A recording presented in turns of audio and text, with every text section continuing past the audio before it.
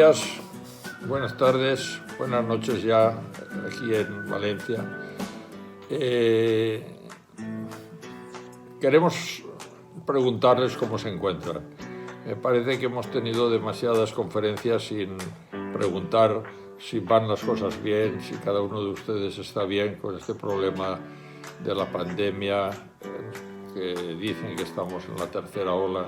Ya hemos pasado otras 2 olas y no sé, quizá tengamos que prepararnos para una cuarta. En fin, esperemos que ustedes estén bien y nos gustaría que podernos dirigir más personalmente cada uno. Pero bueno, los tenemos todos presentes y no sé, nos da mucha alegría volver a reunirnos en esta conferencia que va a ser la última del grupo que habíamos estructurado de la oración.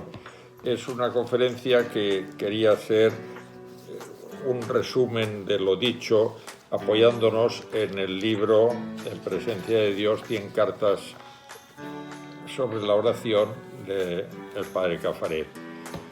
Bueno, es interesante el decir que este libro para nosotros es muy importante porque supuso también el que Mercedes pudiera comenzar a traducir las obras del padre Caffarel y que eligió ella sobre todo este primero como el más importante, el que recogía su pensamiento y su pasión por la oración. Entonces este libro se ha publicado en Francia en distintas versiones porque hay distintos 100 cartas por la oración, más cartas de la oración, aproximaciones a la oración, etc. Pero al final existía este libro que recogía, digamos, muchas de las cartas que padre Caffarel había ido creando en los famosos cuadernos sobre la oración, donde aparte de una introducción solía escribir una carta a modo de correspondencia y apoyándose en cartas que él recibía en esa labor también de conciliario espiritual o maestro de oración a distancia, en cierto modo. Entonces esto se hizo hace ya 3 o 4 años. Este que tenemos delante pues es una 4ª edición, por lo tanto este libro va bien. Esperamos que en los distintos países latinoamericanos pues haya podido tener difusión y bueno, no podemos hacer más que recomendarlo. No tomamos esta conferencia para propaganda del libro porque sería completamente tonto, pero sí que nos gustaría que sirviera lo que vayamos ahora a decir para que pudieran ustedes pues promoverlo más en los equipos que no lo conozcan, no lo tengan. De hecho, en España estamos notando que se les ha ocurrido, y es una idea preciosa, que como falta un año para los 25 años de la muerte del padre Caffarel, que fue el 18 de septiembre, sí. Todos los 18 del mes, pues se hará una oración en la que cogerán una de estas cartas, bueno, reducida, un fragmento, para hacer oración con textos del padre Caffarel y luego pues pedir por su beatificación todos juntos. O sea que gracias a Dios se está extendiendo bastante, más que nunca o más que en algún tiempo, por lo menos en España, porque en Francia sí que el padre Caffarel compraban mucho los libros, la gente lo conocía, pero en lengua española había algo, pero se está extendiendo esta admiración y este conocimiento del padre Caffarel. Bien, nos ha parecido que era una forma de terminar este grupo de conferencias sobre la oración, y dentro de la idea que llevábamos era poder elegir trozos de lectura del mismo, pero quiero empezar con las palabras de la introducción que el propio padre Caffarel decía para presentar este libro, ¿no? Y decía lo siguiente: el Vaticano II ha recordado insistentemente a los laicos la exigencia evangélica de su presencia en el mundo. Pero, y esta parte quizá no ha sido suficientemente señalada, los ha exhortado también con la misma intensidad a hacerse en primer lugar presentes ante Dios. En efecto, ¿qué tipo de presencia en el mundo tendrían unos testigos que no conocieran bien a aquel sobre el que deben dar testimonio? ¿Unos mensajeros que no escucharan a aquel cuyo mensaje deben transmitir? ¿O unos obreros que no siguieran las consignas del maestro de obras? La oración es donde tiene lugar esencialmente ese hallarse en la presencia de Dios. Hablo de esa oración que es en primer término adoración y ofrenda de uno mismo. Por eso, iniciar y ayudar a los cristianos a orar no ha sido nunca más urgente que en esta época en la que están tomando una conciencia más clara de su vocación apostólica y de sus tareas terrenales. Esta es la razón de ser de este libro, que reúne 100 cartas sobre la oración, muchas de las cuales ya han ido apareciendo en los cuadernos sobre la oración. Están agrupadas en 10 capítulos que tocan 10 temas fundamentales. Este volumen no es un tratado sobre la oración. El que lo aborde así se sentirá decepcionado. Estas páginas no pretenden decirlo todo sobre el tema y no se presentan con la rigurosa lógica de un manual. Son más bien a modo de un intercambio organizado desde distintos puntos de vista. Son respuestas que se van dando a preguntas espontáneas y también variadas que han ido surgiendo en un tono cercano de conversación familiar. Sin embargo, no se puede dudar de que toda una teología de la oración está contenida en estas páginas, del mismo modo que se encuentra en ellas la experiencia de hombres de oración que han ido enriqueciendo la tradición cristiana a lo largo de los siglos. También habría que evitar leer estas páginas de un tirón. Eso significaría no haber captado su mensaje. El deseo del autor sería que el lector no leyera más que una carta por día y que esta carta se leyese como ha sido escrita, en un clima de oración, como tema de meditación, como una invitación a entrar en la vida de Dios. El orden propuesto no es imperativo, cada cual puede orientarse según sus necesidades después de consultar el índice o leyendo las introducciones que preceden a cada carta. Y sobre todo es decisivo que el lector esté atento a interrumpir la lectura si se siente invitado al silencio interior. El único verdadero maestro de oración es el Espíritu Santo. Cuando Él nos llama desde lo más profundo del ser, hay que dejarlo todo y mantenerse a la escucha. Bueno, yo... Mi trabajo de traducción me ha costado muchísimo porque... Es importante eso. No, porque quería ser muy fiel a lo que el padre Caffarel decía y al mismo tiempo no perder la poesía, como lo decía en francés, es decir, que en español tuviera también el mismo eco. Y bueno, pues he ido lentamente, aún así ahora miraba y hay cosas que digo, aquí corregiría. Con toda la ilusión del mundo, siempre antes de ponerme a hacer esto rezaba. Muchas veces me he emocionado hasta las lágrimas en algunas de las cosas que he traducido.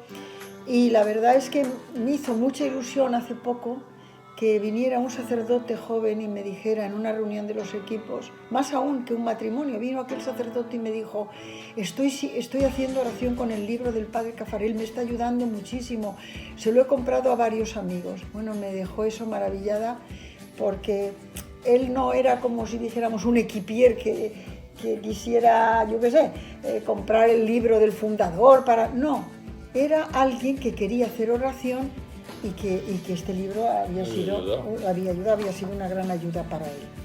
Entonces, pues esto va entrando poco a poco en estos 10 capítulos que dice que tiene.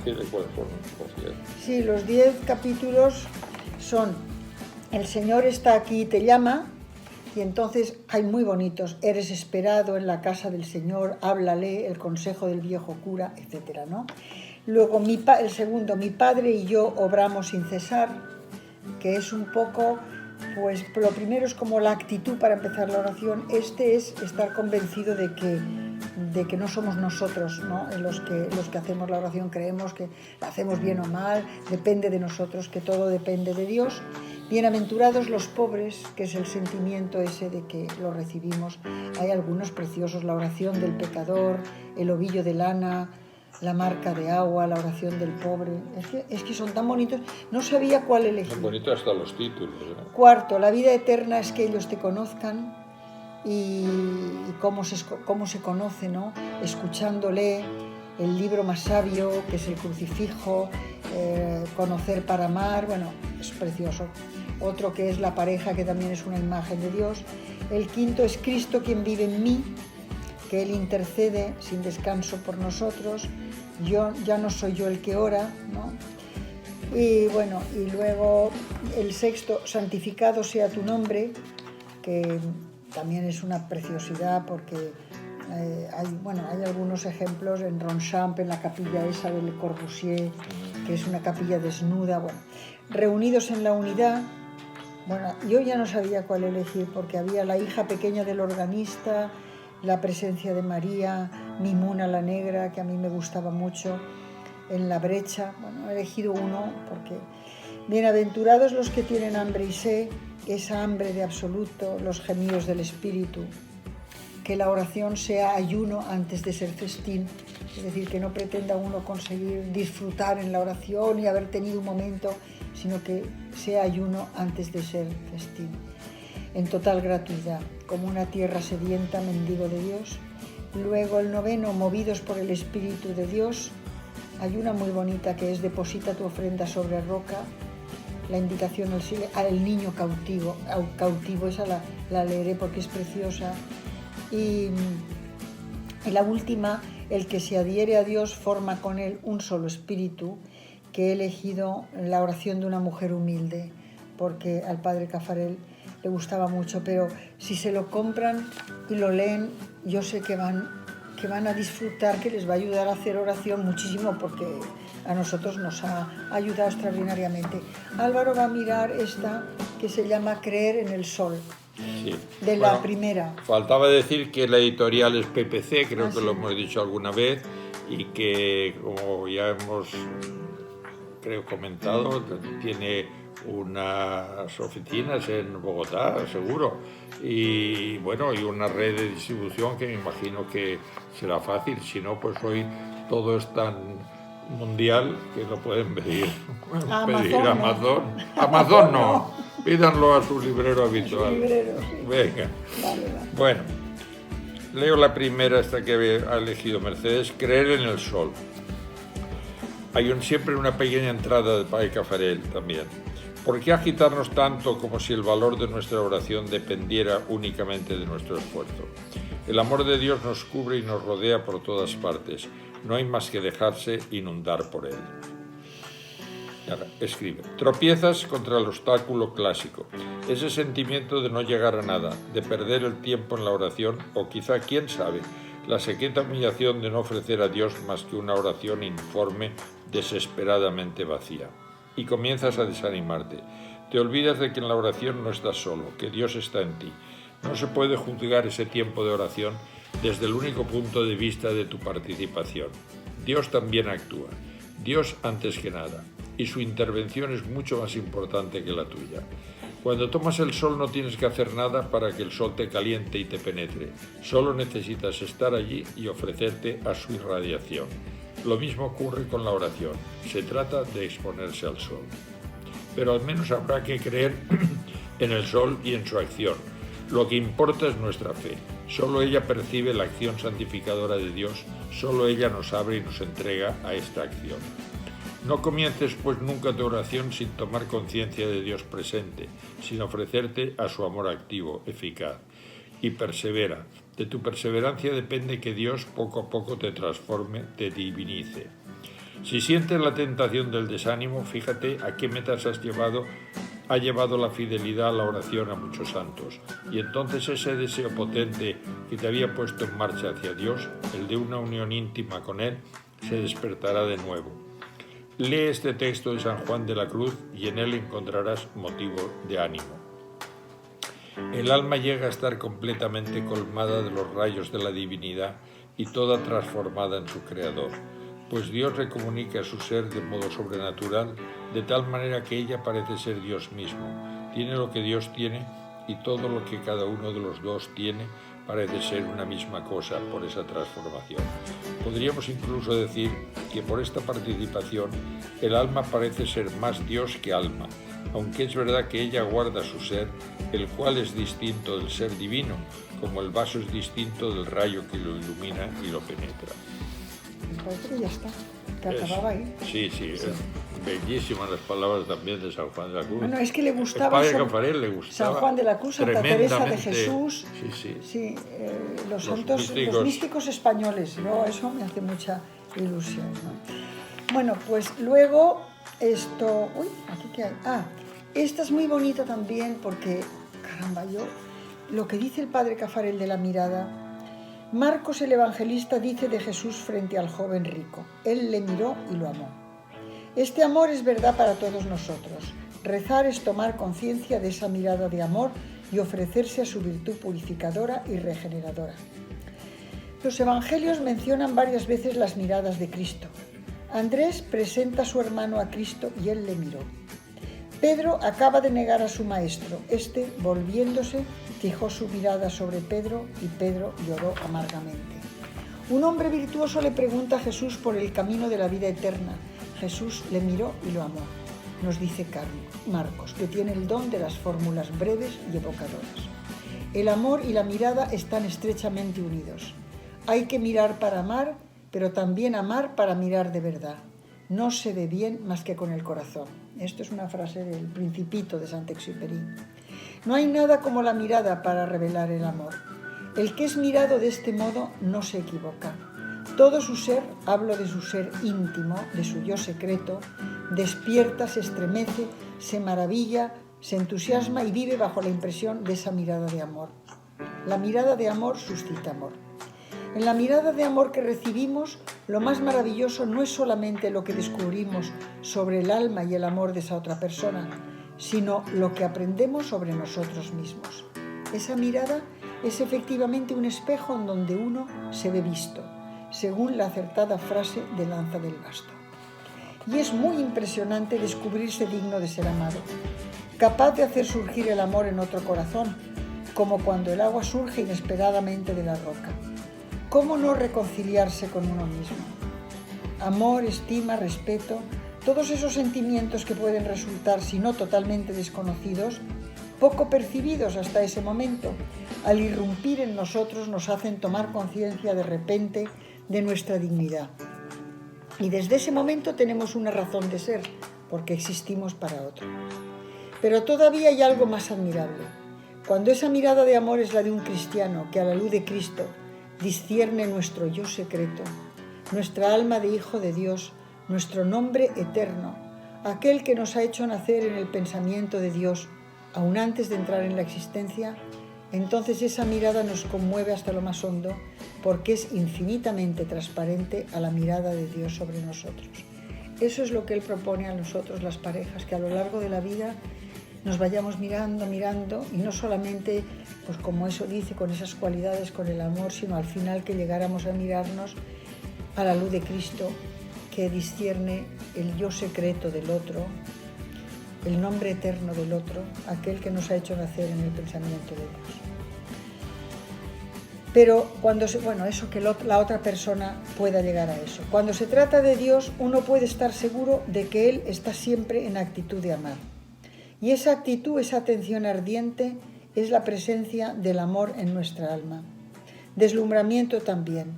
Sí, Dios se complace en el alma de su Hijo, por muy extraordinario que eso parezca. Pues en ella su mirada reconoce más de lo que el alma misma es. El nombre divino y eterno que le es propio. Y esa mirada de amor de Dios, mucho más que cualquier mirada humana, es eficaz, es creadora de santidad, comunica la vida divina. Sin embargo, para que esto se produzca es necesario que el alma la acoja y se abra a ella hasta lo más profundo por un acto de fe. O sea, tan bonito como lo del sol, o más todavía, porque es exponerte al sol, es reconocer que Dios te mira con amor y que te hace ir descubriendo el yo secreto, el nombre con el que Dios te ha nombrado desde toda la eternidad. Y otra en este mismo sentido se llama La marca de agua, que la va a leer Álvaro, aunque sea un poco rollo leer, pero es que precisamente no querría utilizar nuestras palabras sino las del padre Cafarel. Esta dependencia del Señor no es coyuntural, es congénita, radical, total. Reconocerla y consentir a ella sin reservas es entregarse a Dios, y entonces el lazo de dependencia se convierte en un lazo de amor. Hay que ver qué concisión y qué entradas de Padre Caffarel a sus textos. Es una condensación increíble. Nos creemos dueños de nosotros mismos, autónomos, libres, y estimamos que el mejor uso de esa libertad, el gesto más bello, es precisamente el de renunciar a nuestra independencia y hacernos dependientes de Dios, entregándonos a Él. Algunos incluso piensan que el Señor, a causa de ese don que le hacen, les debe algo de estima y reconocimiento.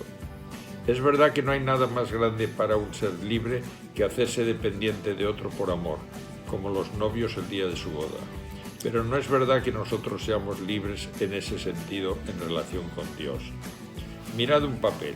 A través de su transparencia leeréis en la marca de agua el nombre del fabricante. Mirad a un hombre a la luz divina. Descubriréis inscrito en la textura misma de su ser el nombre de su Señor. El hombre tiene a Dios por autor. Le pertenece como la cosecha al labrador, como la escultura al artista. Sin embargo, ese cómo es una palabra que se queda corta, porque se trata de algo más. Las cosas pertenecen al hombre porque son el fruto de su trabajo, pero no le deben su ser total. Él no las ha creado. El hombre, sin embargo, lo recibe todo de Dios. Por ello le pertenece con una pertenencia infinitamente más radical, profunda, total, definitiva, exclusiva. Todo en el hombre es de Dios, su inteligencia y su corazón, su cuerpo y su alma, su actuar y su haber. Lo sepa o lo ignore, lo consienta o lo rechace, la realidad es que es de Dios, es para Dios. Esta dependencia no procede de la entrega de uno mismo. Cuando oréis, evitad pues la actitud ingenua y pretenciosa de aquel que quiere hacerse dependiente de Dios por un glorioso don de sí mismo. Más bien, tomad conciencia de que sois de Dios, de que le pertenecéis hasta las fibras más profundas del ser. Sentiréis una íntima y humilde alegría, un sentimiento de seguridad total. Y después, consentid a esa pertenencia con todo vuestro corazón, con toda vuestra alma y con todo vuestro espíritu. Eso es darse a Dios. Para mí me parece un texto impresionante. Impresionante. Yo no lo había... Y que pone en un lugar muy profundo esa relación con Dios, de una forma, con pocas palabras en el fondo. Bueno, es que lo hemos acortado porque pone más palabras. Bueno, ya, pero... Pero es una preciosidad. Y yo no sé si esto, porque se va a hacer demasiado largo. Bueno, lo que pasa es que tenemos 45 minutos, los hemos echado, no sé, todo bueno, este es porque es muy bonito, porque es para una pareja, ¿no? Dice, también vosotros me pedís un libro de meditación, aprended más bien a descifrar el que Dios os ha puesto en las manos, vuestro matrimonio. Me voy a explicar. A mí me gustó mucho porque es que mi padre era pintor, artista, paisajista. Están viendo algún cuadro ahí detrás. Sí, y yo me reconozco en esto porque cuando explica esto de este pintor es como si estuviera viendo a mi padre. Me voy a explicar. Siendo yo un cura joven, me encantaba visitar en su taller a un amigo pintor. Uno encuentra en los verdaderos artistas una calidad de alma que parece ser su privilegio. No digo monopolio, pues también la tienen los santos. Es una cierta frescura del sentimiento, quizá podríamos llamar candor. Muy cercana al estado de la infancia espiritual. Mi amigo la poseía con creces. La edad había purificado, filtrado esa preciosa calidad del alma. Por ello, cuando se paseaba por su taller y mostraba sus lienzos maravillándose ante ellos, como una joven madre ante su recién nacido, uno no se sentía en absoluto incómodo. No existía ningún asomo de vanidad, simplemente entusiasmo. Mi padre era así. Yo a veces le decía, papá, humildad, porque me decía, ¿has visto este cuadro? Mercedes, qué maravilloso el cielo. Y no entendía que era un entusiasmo, que no era vanidad. Más todavía que sus cuadros, me encantaba mirar su bello rostro emocionado. un rostro sorprendentemente móvil que ofrecía matices, vibraciones diferentes según la obra que me comentaba. No amaba todas sus obras por igual, se detenía con predilección delante de algunas, sin duda aquellas en las que había expresado mejor su vida profunda. Disfrutaba de ellas con una alegría infantil a la espera de mi reacción, y esa alegría se intensificaba si yo captaba en profundidad y comprendía el lienzo, o más bien sus sentimientos, de los cuales este no era más que su reflejo. Bueno, esto es la historia del padre de Mercedes y de mi relación con mi padre. Y del padre de Mercedes y yo, porque me cogía también y me hacía sentar al lado. Mira este cuadro. Mira, y yo estaba horas a su lado, en silencio también. Tú aguantabas mejor que yo. Sí. ¿Cuántas veces mientras me alejaba del taller pensaba en Dios?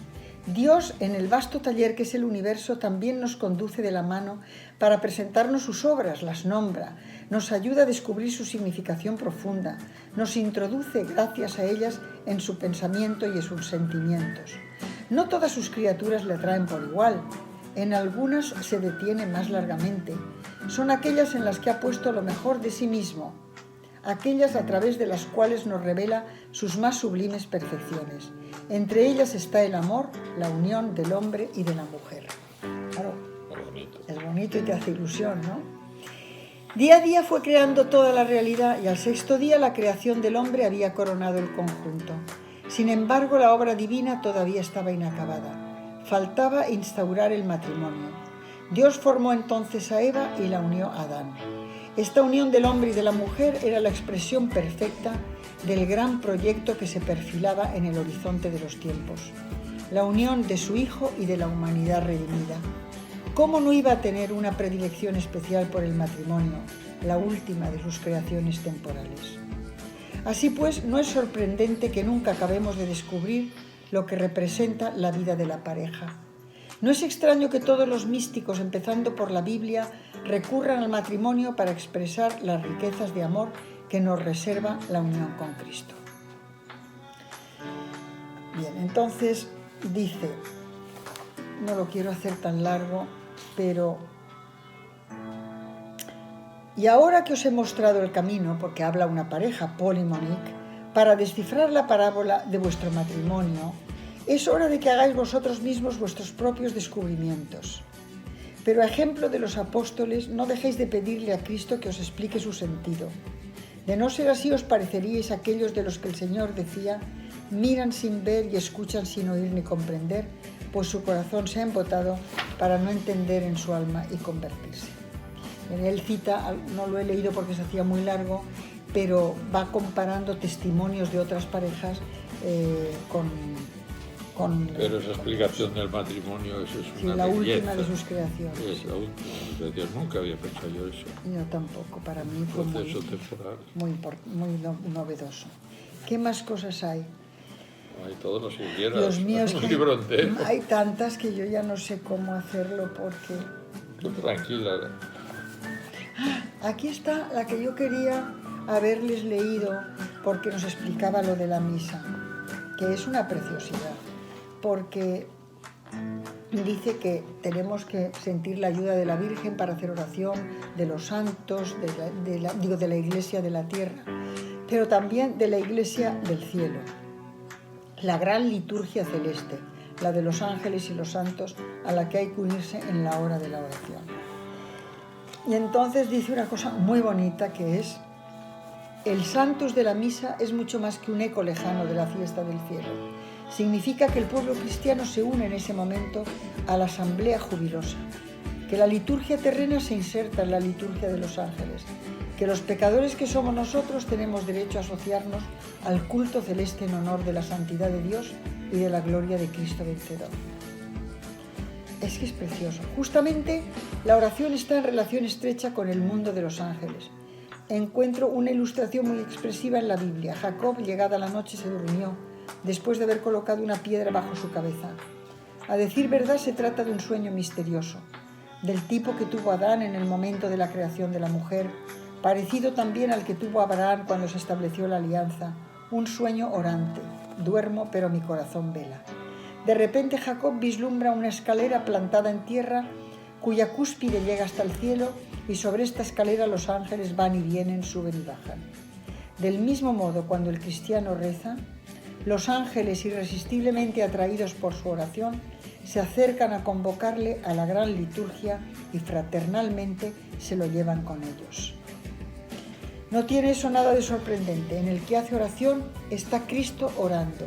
Y Jesús ha dicho, sí, os lo aseguro, veréis el cielo abierto y a los ángeles de Dios subir y bajar por este hombre. Es muy bonita. Y luego, bien, es que no me da miedo que se haga tarde. No, hay un cuarto de hora. Bueno.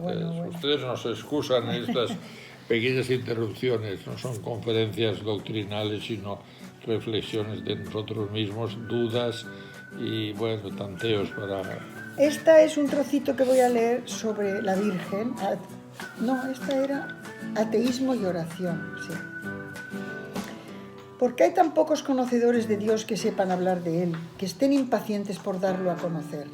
No dudo en responder que es porque se descuida la oración, singularmente esta forma de oración que desde hace siglos los grandes doctores y autores espirituales llaman de contemplación. Se critica esta palabra, admito que puede conducir a equívoco. Efectivamente, a Dios no se le contempla como se contempla un cuadro. No hay distancia entre el que contempla y el Dios contemplado. A Dios uno lo encuentra en sí mismo, experimenta en lo más íntimo del alma su presencia, su amor, su luz. A aquel que opta por una vida de oración o incluso al que consagra un tiempo a la oración, se le acusa de desertar de la causa de los hombres, de desconocer las grandes y urgentes tareas apostólicas. Qué lejos estamos de la convicción de los grandes doctores cristianos, Agustín, Gregorio, Tomás de Aquino, que afirmaban con intrepidez la primacía de la contemplación, no solo como estado de vida comunitario, sino también la contemplación individual, que es conocimiento penetrante y sabroso de Dios. ¿Cuántas veces han comentado ellos la frase de Cristo a María? María ha elegido la mejor parte y no le será quitada. Ana María, Marta y María.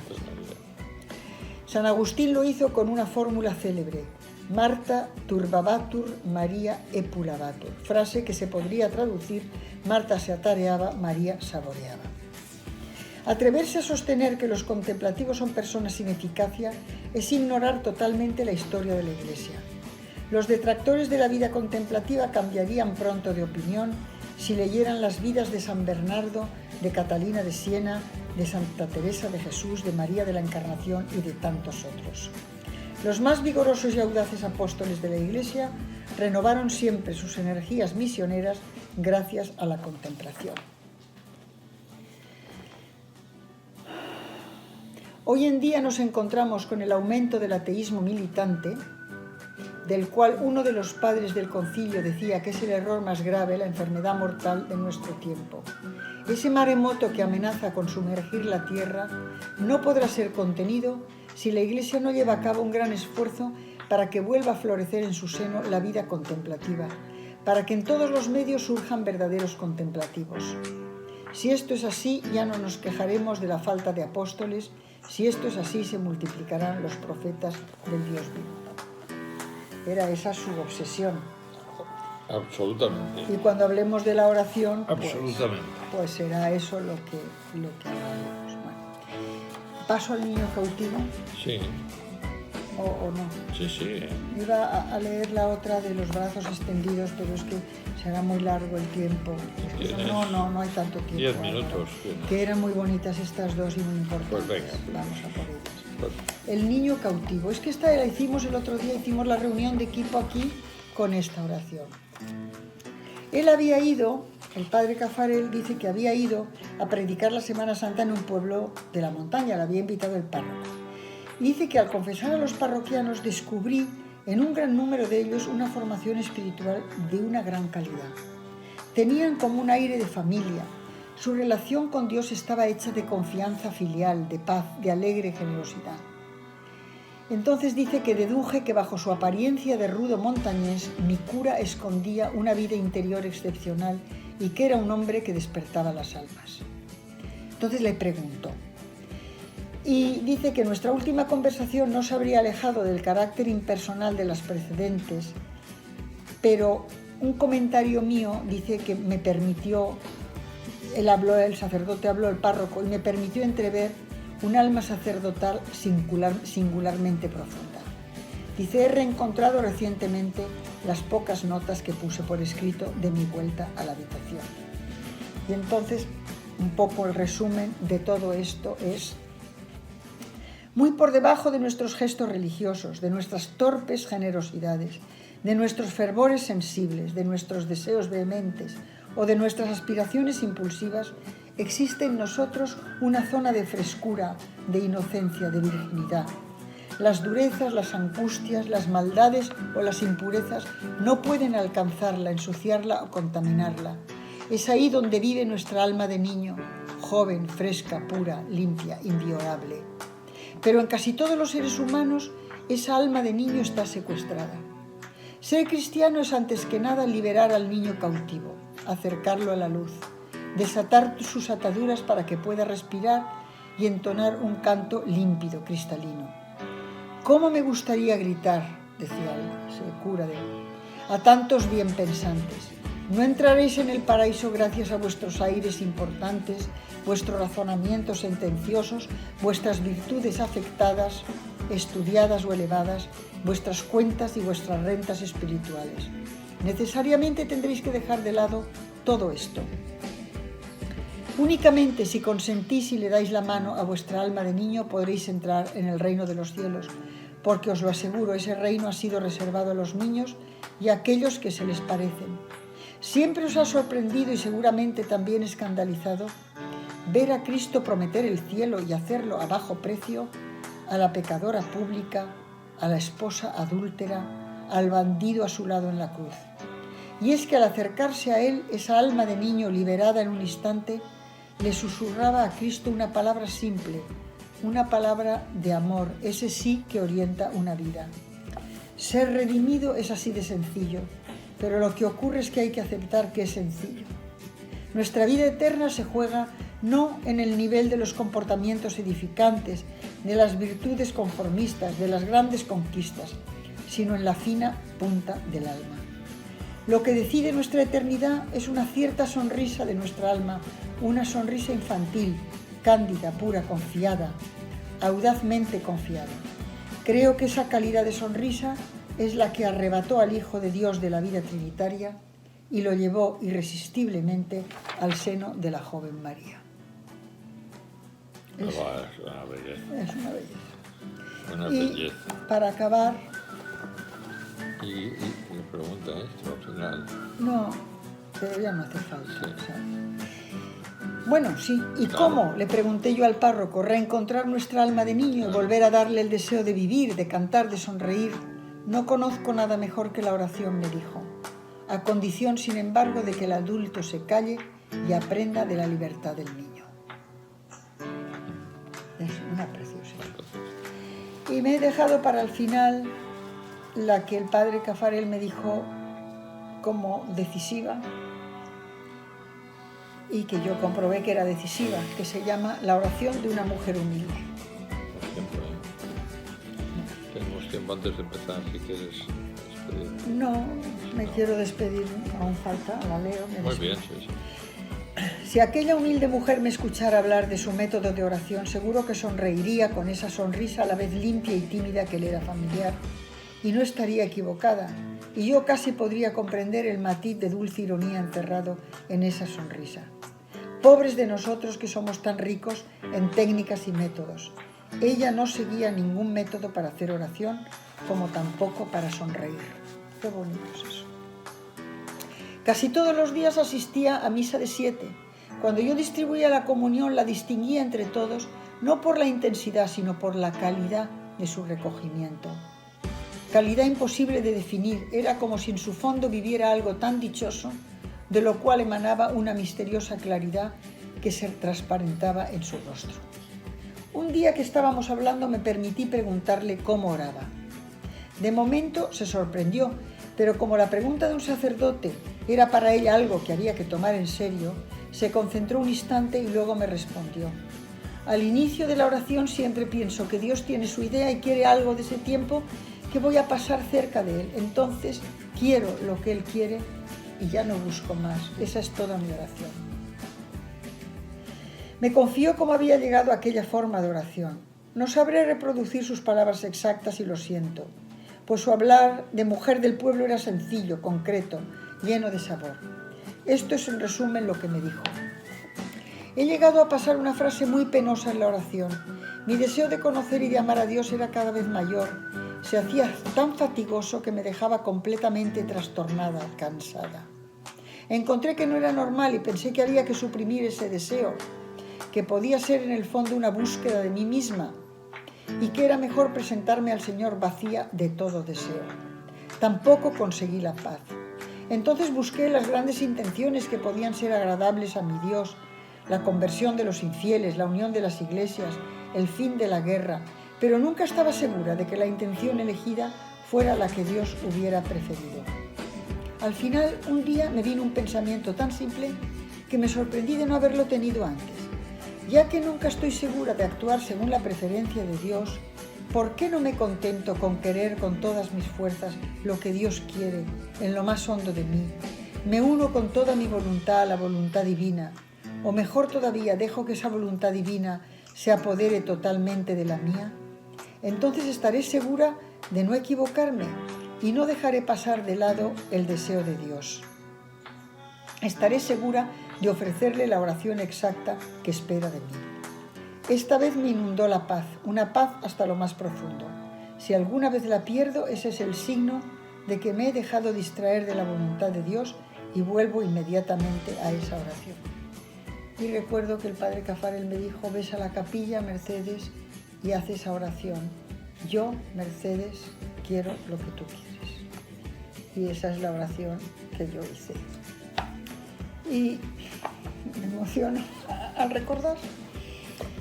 Quería acabar, porque ya casi es la hora, porque me impresionó que el padre Guy Tomasó, que era muy, muy amigo del padre Caffarel, que era obispo. El padre Tomasó era el obispo de donde estaba Trosir. Sí.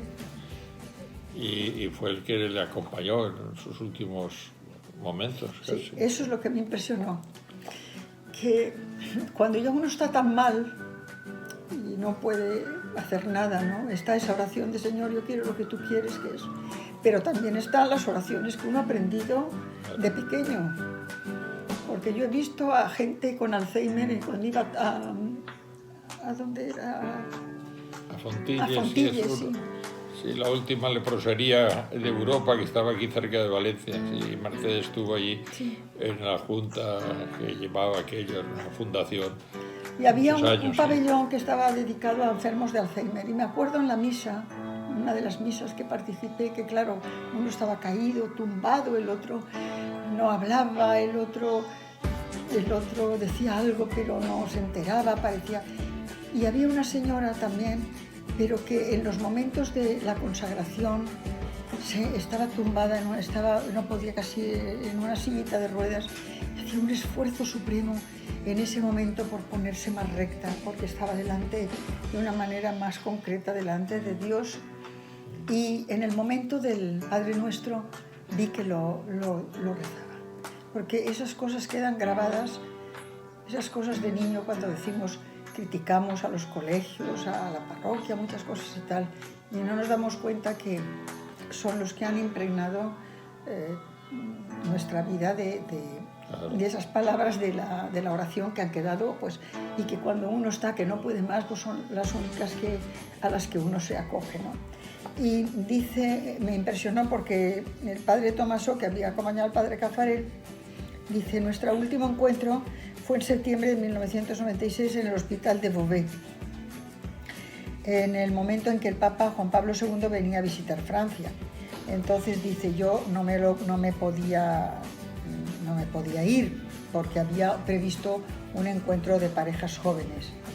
Entonces me habían pedido que como presidente de la Comisión Episcopal para la Familia, pues que estuviera allí, presente. En el momento de partir me dijeron que el padre Caffarel había sido hospitalizado en Beauvais, o sea, estaba ya muy mal. Y fui a, ¿cómo se dice eso?, a su cama, al lecho. Sí. Sí. Y tuvimos un último encuentro. era el día antes de su muerte. Sí. No puedo contar muchas cosas, ¿no? Solo puedo decir una cosa. Dijimos juntos el Dios te salve María. Esta oración que la transmitimos a los niños, yo no me había dado cuenta, y que nos atrevemos a pedir a niños muy pequeñitos de rezar ya por la hora de su muerte. Desde entonces, cada vez que la rezo, sí, es algo que me impresiona siempre, porque creo que María vela sobre sus niños y que está presente cuando a ella se le ha rezado tanto. Y ella estuvo allí en aquella hora.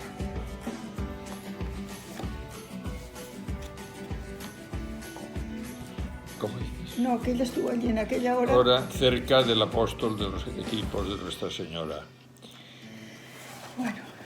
Bueno.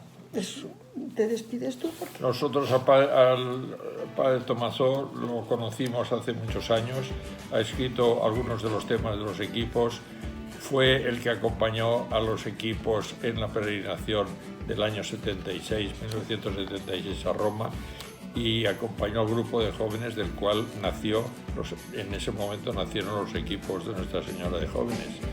Es una persona muy sensible y muy ligada a los equipos. Muy bonito que fuera el obispo de Beauvais, donde radica Trosir, y este encuentro pues nos hace... Y que el padre Cafarel, que había escrito tanto sobre la oración y había hecho tantísima oración, pues en un momento así acabó su vida con la oración que los niños pequeños aprenden desde pequeñitos.